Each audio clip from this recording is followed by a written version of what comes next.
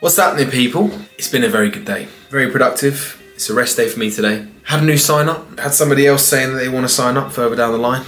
Some quality conversations with people on Instagram. I spoke earlier today about that post-show period and how I struggled with it, and a lot of other people reached out and said they resonated with what I said and it was cool to hear their stories, etc. And yeah, it's just been a good day. I need to sort this background out, man. It's bugging me. I've got like a shitty map there and then like my supplement wall, I like to call it, here. I'm thinking I get a poster. Should I just get a poster of myself like lying naked out across like that? I don't know what to get. Right, comment down below something I can get there. I want a plant in here, to be fair. Maybe a nice little plant just there. That'll be all sophisticated. It's what adults do, don't they? Have a plant. Something to take care of as well. And yeah, something to replace that shitty map. Anyway, today's video is something a little bit different. A few days ago, I posted on my Instagram saying that I want to do a Q&A, and I left a question box up, and I want to go into a bit more detail about those questions that were asked. A bit more of an educational YouTube. At the end of the day, I am a coach. My job is to help people. So those questions are obviously things that people are struggling with. So if one person's struggling with something, it's likely that multiple people may be struggling with those things. So we're going to go through these questions one by one. They're not all fitness related. Some of them are more personal, I guess. As soon as you put one of those anonymous Q&A boxes up, you fucking never know what you're gonna get. So there are some random ones in there as well. We'll go through them one by one. And any questions, you can either DM me on Instagram or comment down below. So let's get into it. First question: if you weren't doing what you were doing as a career and hobby, what would you be doing instead? Now, I had to think about this one for a while. It's tricky because I've never been really very passionate about something else. When I was younger, I was in the Air Cadets. That led me wanting to potentially join the Royal Marines. I went through the officer process, I did the exams. I failed it the first time. I was going to do it the second time, but then I just decided it wasn't for me. I think my head wasn't in it from the start, but I was like, I didn't know what else to do. I didn't want to go to university, and I was like, what else do I know? I've been doing Air Cadets, so something in the military. The Royal Marines seemed cool. Realistically, I wouldn't have, even if I passed that exam, it wouldn't be something that I would have stuck with, I don't think.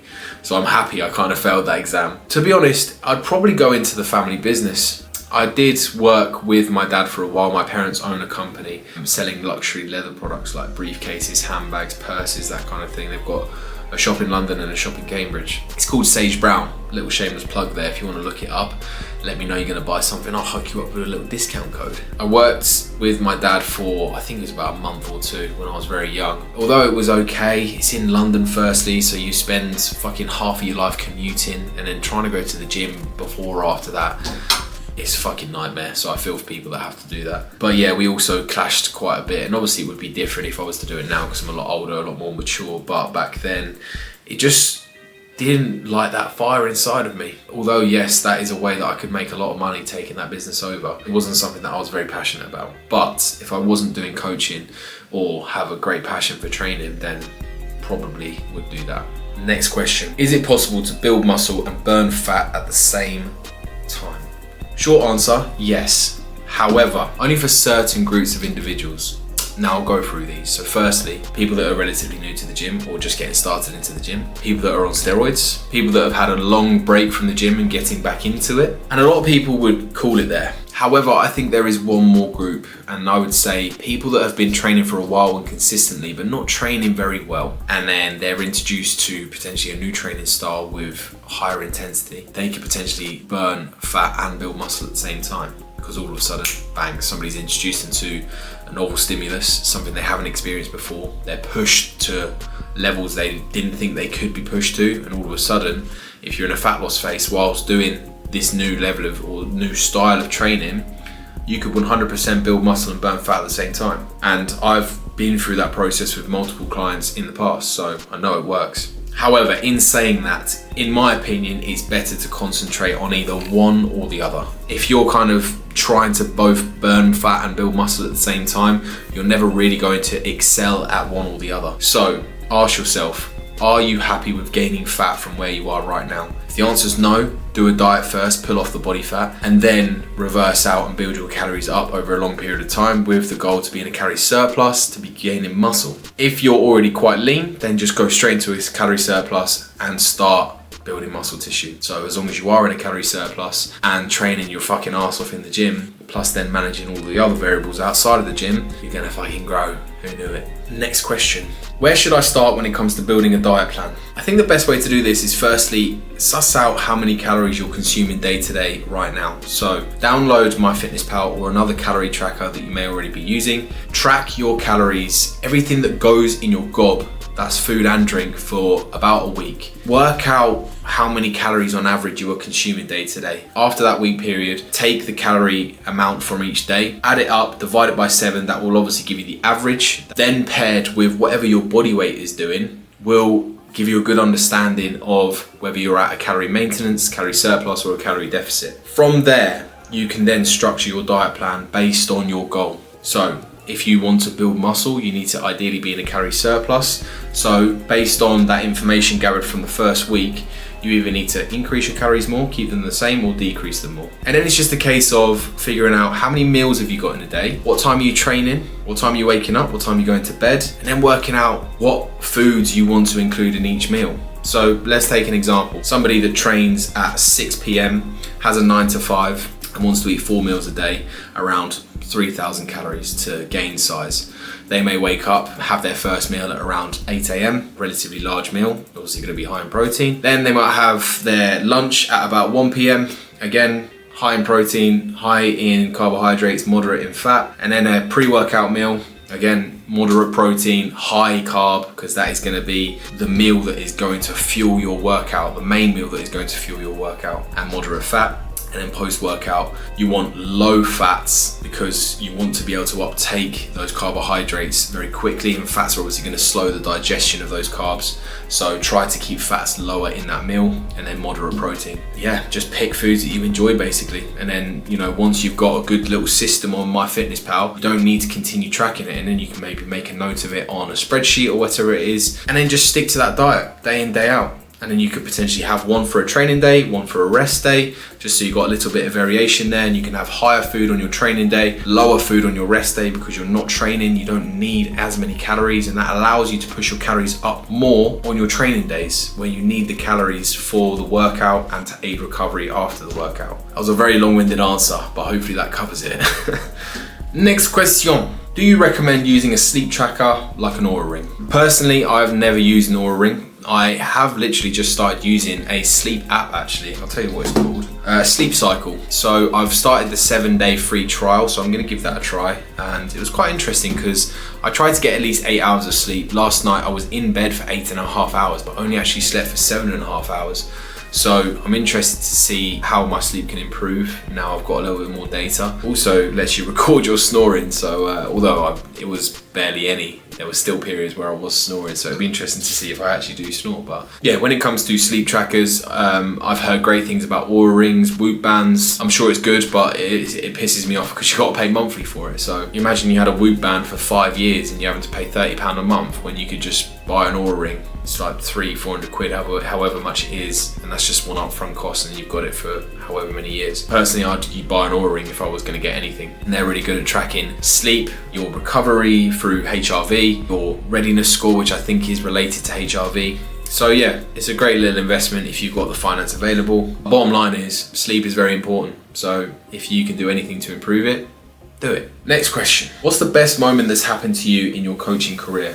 Again, I had to think about this one for a while, but most likely it is when I left my job. That was a very good moment. It was giving me a lot of anxiety leading up to it because I was like, fuck, am I making the right decision here? Am I taking a risk? Is it going to work out? All these thoughts come run through your head, a lot of self-doubt. But when I left, I was like, fuck, yes, I'm out. I've done it, sort of thing. Obviously, I know I needed to work my ass off to get to the position I am today, and it's paid off. But that was a good moment, a very good moment. And obviously helping multiple people achieve their goals and hearing the results, seeing them in person, it's such a rewarding job to do, honestly. If you are thinking about becoming a PT or an online coach and you have a true passion for helping people, fucking do it. It is the best thing you can do. Helping somebody achieve a goal they never thought was achievable, and hearing the excitement in their voice when they achieve that goal is like, it's such a rewarding thing, honestly. Bringing a tear to my eye. Next question. Will you release more clothing pieces further down the line? Can't wait for the drop. Firstly, thank you, my man, appreciate that. And yes, clothing has always been a goal of mine. When I rebranded, I used to be called CJP Academy, and I rebranded to Intense Coaching. When I had the logo designed, I wanted something that I could see on clothing further down the line. And I really, really liked that logo. It was designed for me by someone on Fiverr. I think I paid about £8 for it, but it turned out really, really nice. But yeah, long story short, I wanted that logo designed in a way that I could see it on clothing pieces further down the line. So yeah, I can definitely see more clothing pieces coming further down the line, so keep your eyes peeled. Next question. How to work out volume per muscle group per week? So I'm guessing you mean how much volume to do per muscle group per week. And that's a pretty tricky one to answer because it's obviously going to be very person specific. But as a general guide, if you're trying to make your own training plan, I would say start with a low amount of volume. So for instance, you could pick 5 total sets per muscle group per week. Start with that low amount of volume and just aim to take every fucking set to failure and progress them over time. Now, what I would say is before you think about adding more sets, make sure that your intensity and accuracy is in a really good spot, because you can get more out of those sets without having to add more. Just learn how to take those sets to true failure with good or even improved form over time, and you'll get the benefits. Once you've mastered those things, then you can think about potentially adding in sets. And when it comes to adding in sets, just start with maybe 1 per week. Add in that set, assess your recovery. Are you doing that set and then still feeling battered the next time you train that muscle group? If yes, then you potentially added too many, then you need to put it back. If you've added it in and you're still progressing all of your other lifts, fine, and then you feel fully recovered the next time you train that muscle group, then it's probably a green light and you're good to go. And that was a good, smart increase of volume there. But like I said, it's very person specific, and that's a very generalized answer, but hopefully that helped. Next question. Should I be taking BCAAs or EAAs? And the answer is no. Basically, you don't need to be taking any supplement. And unlike it says on the tin, essential amino acids or branch chain amino acids are by no means essential, especially BCAAs. They are a waste of money. Let me explain. So when you consume protein, it gets broken down into the body into amino acids. There are 9 essential amino acids that we need to get from food or supplements. Basically, the body can't produce those 9 essential amino acids, so we need to consume them. Now, essential amino acids, as in the supplement, has the full spectrum of all 9 essential amino acids. So that would be the better option to take. Whereas BCAAs, which stands for branch chain amino acids, only has 3 of those 9 essential amino acids. So it's pretty pointless. Why don't you just take the proper thing, essential amino acids, which has got the full panel? Doesn't make sense. It's just the fitness industry's way of finding another product they can make money off. But in saying that, you can get those essential amino acids, all 9 of them, from complete protein sources. So as long as you have enough protein in your diet, you don't need to be taking essential amino acids. The one time I think they're going to be beneficial is during a diet phase when protein is potentially a little bit lower. Then yes, I think essential amino acids are a good choice, but in the grand scheme of things, they're going to give you a very minuscule benefit. And if you're not nailing all of the other variables outside of the gym, then you're wasting your money. And by that, I mean things like sleep, stress, recovery, hydration, nutrition, training as well, if you want to include that one. They're the bread and butter that you need to nail first before thinking about these fancy supplements. The next question, how to overcome gym anxiety? Something I'm struggling with. I feel you. So I spoke about this on Instagram a while back, but yeah, I am somebody that used to suffer with social anxiety. So I know where you're coming from, and I understand that anxiety when stepping into the gym, especially if it's relatively new to you or you're joining a new gym, is something that a lot of people struggle with, and it's something that I struggled with in the past as well. So if you are relatively new to the gym or thinking of joining a new gym and you're worried and getting anxiety about it, here's a few tips. Firstly, go to the gym when it's relatively quiet. So First thing in the morning is going to be a good time. Midday or late in the evening is going to be a good time. Second point is just go in and walk on a piece of cardio equipment, or use a piece of cardio equipment I should say, and just kind of suss out the layout of the gym, who's in the gym, what kind of music's playing. Spend some time on a piece of cardio equipment and just get your bearings, find out what's going on. And the next point is have a plan when you go into the gym. Whether you find a general plan online, that's going to be better than not having one at all, or if you've got any friends in the know, I'm sure they'd be happy to help you with kind of a generic plan to get started. Well, the best thing you can do really is just invest into a coach, whether that's an online coach or a PT, that can give you that plan and teach you how to do these exercises. So when you go into the gym, you're not kind of just wandering about, not sure what to do, making mistakes. But if you don't want to go down that route, then you're just going to have to step outside your comfort zone a little bit, trial and error, and realize that the people that are in the gym aren't judging you.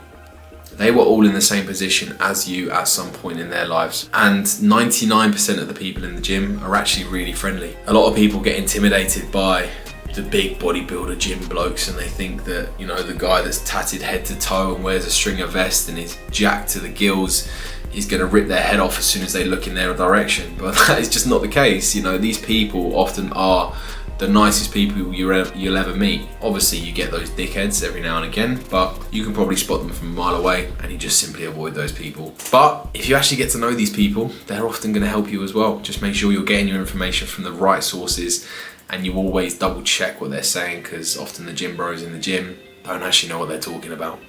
The main point to consider: be consistent and don't give up. Over time, those feelings of being anxious will just go away, because you're getting used to that environment. I promise you, just be consistent, don't give up. And the final question before we get into the more juicy ones that were asked on the Anonymous app.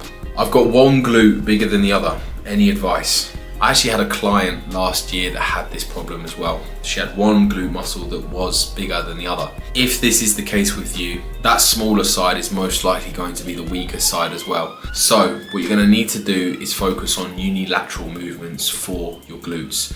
It's still okay to include some bilateral movements, which means both legs at the same time. Unilateral is obviously one leg at one time. Definitely include some unilateral movements, and what you should do is start with your weaker side, then simply take that side to failure, and then aim to match reps with your stronger side. You'll get to the point where on that stronger side, you'll reach the same number of reps as on the weaker side. You'll definitely be able to do more, but you need to stop at that point where you've matched reps with your weaker side, and just allow that weaker side over time to catch up to fix that imbalance. Now there's another scenario where you may be struggling to feel one side more than the other. In that case, I would say do some pre-activation work before you go into maybe your compound lifts or your isolation movements. Say for instance you're struggling to connect with your bicep, or again with your glute, maybe do some light band work to get some blood flow to that muscle, feel the muscle contracting before you move on to your actual working sets and working movements.